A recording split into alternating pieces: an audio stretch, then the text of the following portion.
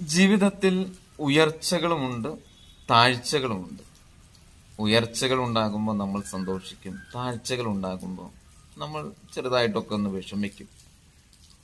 എന്നാൽ ഉയർച്ചയിൽ നമ്മൾ ചവിട്ടാൻ ഉപയോഗിച്ച ഓരോ പടവുകളും അത് നമ്മൾ മറക്കരുത്.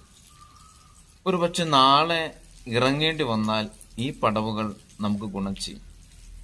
അങ്ങനെ ഇറങ്ങിയാലും താഴെത്തട്ടിയിൽ നിന്ന് വീണ്ടും കയറണമെങ്കിൽ കയറാനായിട്ടും ഈ പടവുകൾ നമുക്ക് ഗുണം ചെയ്യും. അതുകൊണ്ട് ചവിട്ടിക്കേറിയ പടവുകളും നടന്നുപോയ വഴികളും കടന്നുപോയ പിന്നിട്ട വഴികളൊന്നും നമ്മൾ മറക്കരുത്. വന്ന വഴി മറക്കരുത് എന്ന് കാരണവർ പറയുന്നതൊക്കെ നമ്മൾ കേട്ടിട്ടില്ല.